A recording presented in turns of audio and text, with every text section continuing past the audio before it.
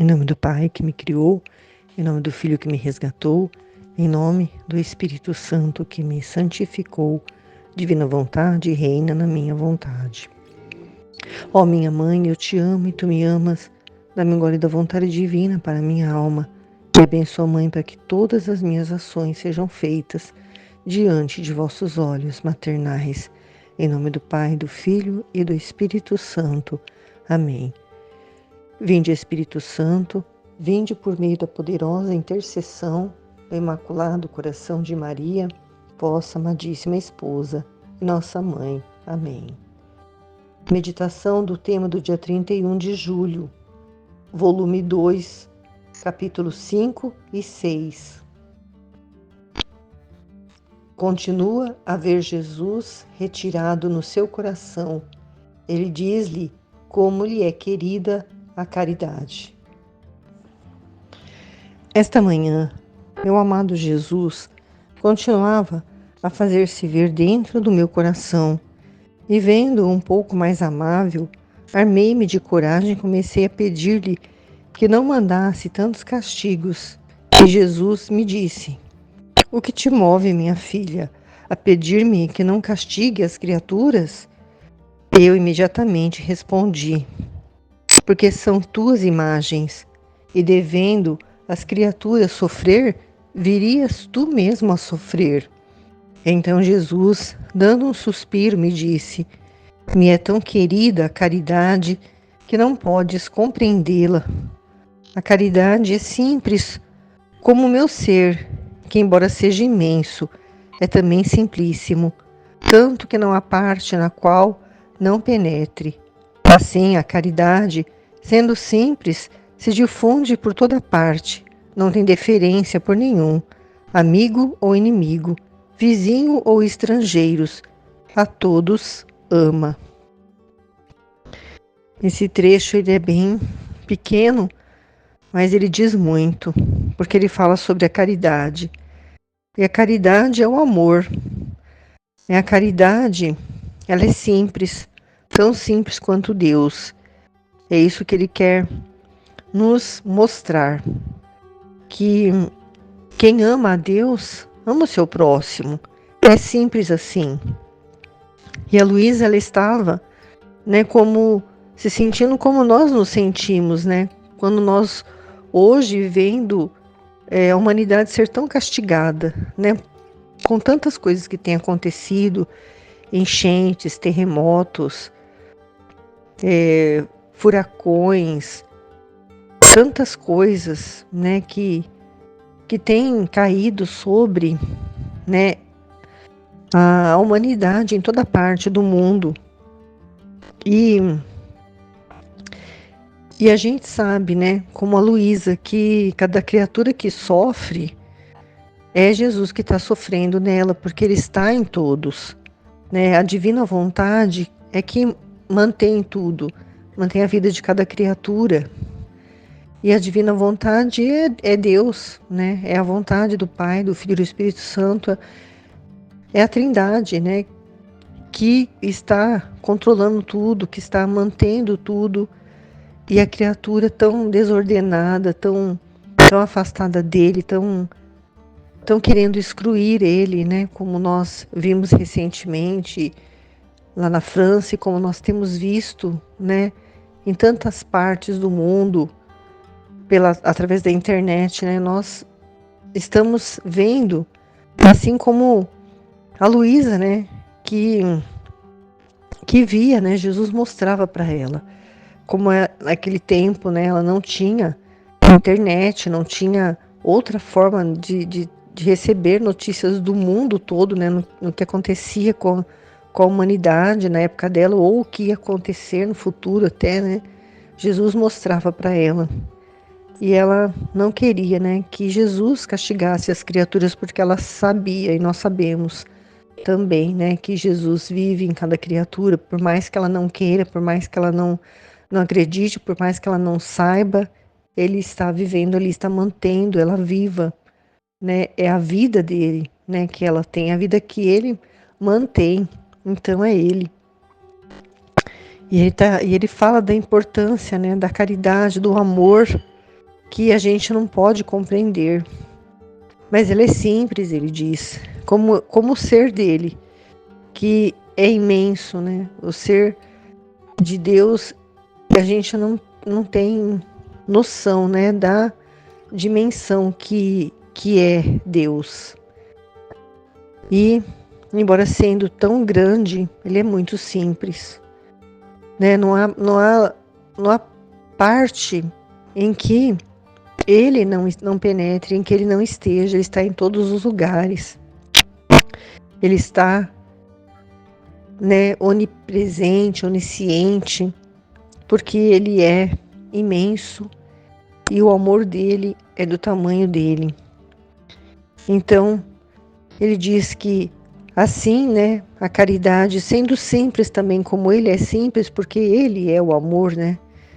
A caridade se difunde por toda parte. Não tem deferência por nenhum, né? A caridade, o amor de Deus para com as criaturas não faz acepção de nenhuma pessoa. Enquanto a pessoa está odiando ele, está querendo retirar ela, né, do coração dela, a todo custo, ele está ali amando. Enquanto ela está ofendendo ele com os pecados gravíssimos, ele está amando. Então, ele a todos ama, porque ele é o amor. Então, é isso, essa mensagem que ele quer passar nesse trecho, né? E a forma dele castigar também é amor. Porque um pai que ama corrige. E a correção é o amor. Porque aquele pai que é indiferente ao que o filho faz, deixa o filho fazer o que bem quer e não corrige, esse não ama verdadeiramente. Porque ele não está cumprindo com a missão pela qual Deus o designou, né? Se Deus deu um filho para ele, é para ele, né, corrigir, para ele ensinar, para ele levar o filho no caminho de Deus, né, principalmente. Mas a gente sabe que isso não acontece, porque esse pai não ama de verdade seu filho, porque ele também não se sente amado, porque ele também não conhece o amor de Deus. E o pai que ama quer corrigir o filho para que o filho seja uma pessoa que vá trilhar um caminho do bem, um caminho certo, um caminho que vai fazer com que ele tenha um futuro bom, né? Seja trabalhador, seja honesto, viva dentro de uma ordem, né? E não numa desordem, como vivem muitos filhos por aí por falta de correção dos pais. Então, Deus é esse pai que corrige através dos castigos, né? Que ele permite, porque através do sofrimento a pessoa busca a Deus. Isso é amor. Isso é a caridade na qual ele fala, que é simples, né? Basta fazer essa relação, né, de pai e filho, para compreender que é simples assim. É o amor de Deus, né? Pelos seus filhos, pelas suas criaturas que ele tanto quer, né, ter junto dele por toda a eternidade. Por isso ele faz o que for preciso, ele cerca de todas as formas, com amor, fazendo a pessoa se sentir atraída por ele de várias formas. E quando nenhuma das formas mais funciona, ele usa, né, dos castigos. E às vezes nem assim, né?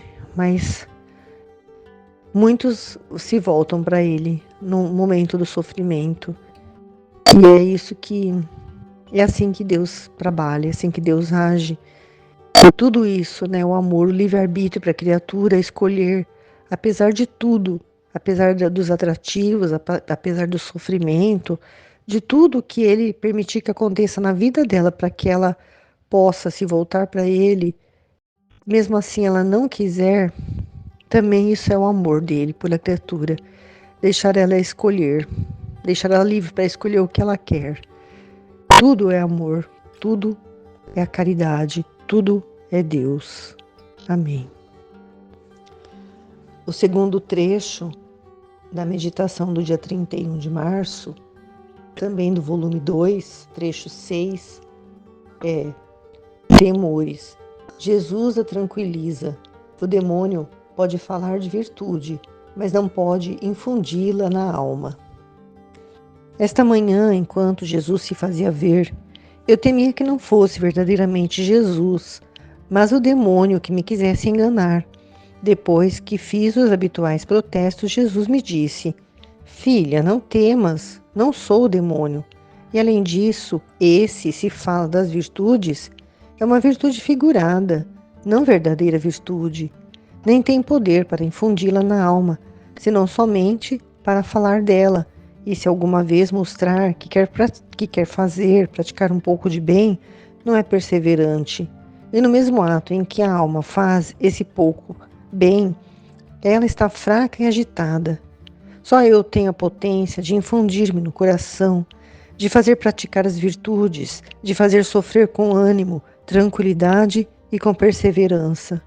Além disso, quando o demônio andou em busca de virtudes, sua busca são os vícios.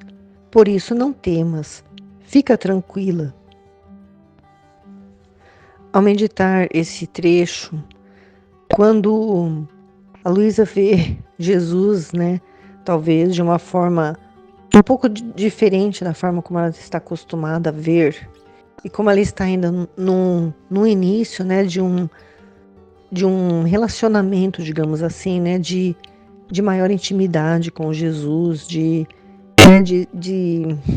dessa conexão, que ele quer estabelecer com ela, que vai levar 40 anos, mas que está apenas no início. Ela vê e acha que ele é o demônio, e ela, ficou meio que num debate com Jesus, e ele, acredito, falou para ela de virtudes. E me lembrou a passagem em que os apóstolos, os discípulos, estavam na barca, e Jesus veio caminhando sobre as águas de uma forma assim, brilhante, digamos assim, com uma luz, que irradiava dele, e os discípulos acharam que era um fantasma. Então, Jesus falou para eles, mesma coisa, não temas, eu não sou um fantasma. E aí pediu que um deles fosse em direção a Jesus, caminhando sobre as águas da mesma forma que ele. E se eu não estou me esqueci agora, parece que Pedro vai, coloca os pés para fora da barca e começa a caminhar sobre a água, olhando fixamente para Jesus. Mas eu creio assim que num determinado momento ele olhou para si mesmo. Ele se viu, andando sobre as águas.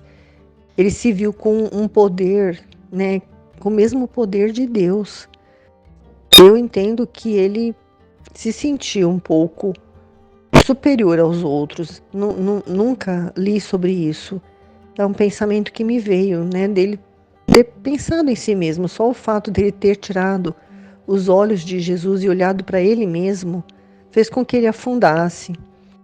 Então, para que a pessoa, ela não caia em ciladas, do demônio, ela precisa estar com os olhos fixos em Jesus.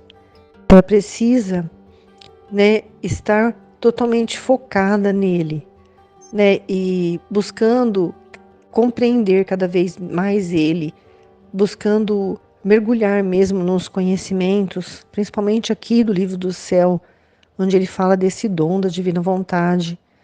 Não que ele vá aparecer para nós, que estamos aqui meditando e buscando viver essa santidade, mas os olhos fixos nele é uma coisa que é essencial, Nós temos que estar totalmente conectados com ele o tempo todo, porque o tempo todo ele está se comunicando conosco.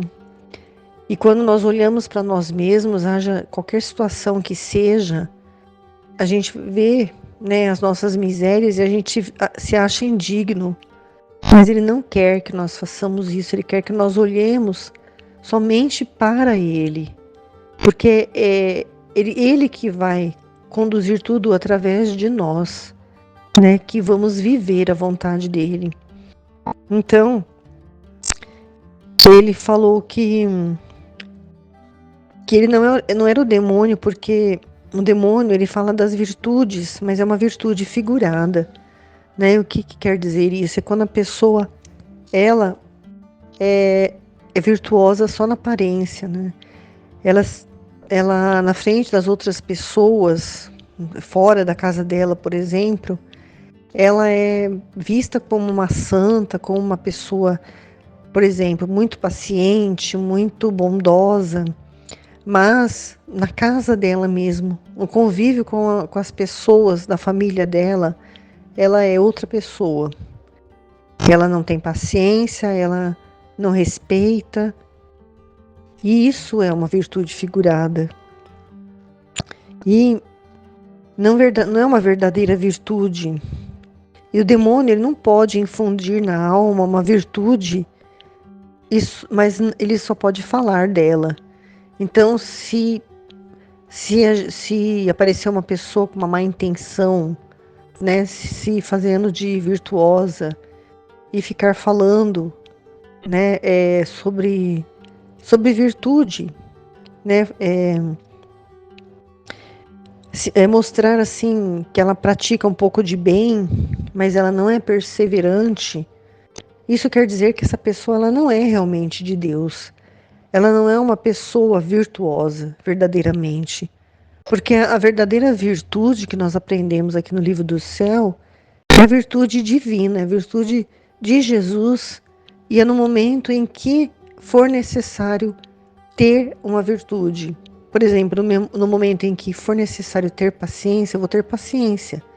No momento em que for necessário ser forte, né, para suportar determinadas coisas, é Ele que vai dar força para eu ser forte. Todas as virtudes vão ser as virtudes do próprio Jesus, não virtudes minhas que eu quero ter ou que eu quero que as pessoas saibam que eu tenho. Viver na divina vontade é uma coisa muito interior, né? Uma espiritualidade assim muito interior em que não precisa mostrar nada para ninguém. A pessoa não precisa o tempo todo ficar se auto-policiando para que as pessoas vejam que ela é uma pessoa que está buscando a santidade. Não, é só ficar focado em Jesus, como no trecho anterior, né? É só ficar focado nele que a pessoa ela não vai se deixar enganar, né? Por pessoas que às vezes vêm falar de virtudes, mas na verdade elas não são virtuosas como elas dizem que são. Então, a importância da virtude é essa que Jesus diz. Só eu tenho a potência de infundir-me no coração, de fazer praticar as virtudes, de fazer sofrer com ânimo, tranquilidade e com perseverança. Então, se a pessoa está passando por uma doença muito grave, por exemplo, ela tem que ter paciência para suportar todo o tratamento, todo aquele sofrimento, aquela dor, né? E não adianta ela querer mostrar para as pessoas que ela é virtuosa, né? Enquanto ela está no hospital e uma pessoa vai visitar ela, ela fica toda boazinha, falando que tá tudo bem, que ela aceita, que ela aceita esse sofrimento. E depois que a visita vai embora, ela vira uma pessoa impaciente, arranca tudo, né, os medicamentos, quer ir embora, faz escândalo, grita com as enfermeiras. Então, né, essa não é uma virtude verdadeira, não está infundida no coração. Só quando a pessoa vive mesmo na divina vontade, por exemplo, em que ela passa por essa situação, por exemplo, essa mesma situação de ter uma doença e ficar internada, ela vai suportar tudo porque é Jesus que vai estar dando força para ela. É Ele que vai infundir no coração dela um ânimo, né, uma tranquilidade de confiar nele totalmente, sabendo que tem um para quê aquela situação que ela está passando. E ela vai perseverar, né? Mesmo que às vezes, em alguns momentos, ela possa ser um pouco impaciente, né, por causa da dor insuportável, mas sem ofender as pessoas, sem faltar com a caridade, né? Mas ela não vai estar preocupada em que as pessoas vejam que ela é uma pessoa virtuosa. A única preocupação é viver aquilo que a vontade de Deus quer que ela viva naquele momento, naquela situação em que ela está passando por aquela cruz, por aquela, né, tribulação forte. E é Ele que vai, né, fazer tudo isso acontecer, porque Ele vai estar vivendo, vai estar reinando na alma daquela criatura. E ela vai saber suportar tudo, né, porque ela vai unir o sofrimento dela ao sofrimento de Jesus, né, que tanto sofreu, tanto sofre, né, com tantas ofensas que ele recebe. Então, nós unimos ao nosso sofrimento, ao sofrimento de Jesus e damos um alívio para ele no sofrimento dele. Fazemos companhia para ele no sofrimento dele e ele faz companhia no nosso. E Jesus termina dizendo: além disso, quando o demônio andou em busca de virtudes, sua busca são os vícios. Por isso não temas, fica tranquila. Então ele não busca virtudes, ele busca vícios. E se ele fala de virtude é só para poder, se ele fica uma pessoa que é do mal e vem falar de virtudes para você, falando, por exemplo, você é uma pessoa muito virtuosa, você é uma pessoa muito forte, você começa a elogiar, falando das virtudes da pessoa, para fazer crescer o ego dela e ela se achar que ela é alguma coisa, né? Mas nós não somos nada. Tudo, todo bem, tudo que nos acontece, de bem ou não tão bem, tudo é Deus. É tudo Deus na nossa vida e tudo tem um para quê. Então, o que nós precisamos fazer é o que Jesus está dizendo. Não temer e ficar tranquilo, porque tudo é a vontade divina. Amém.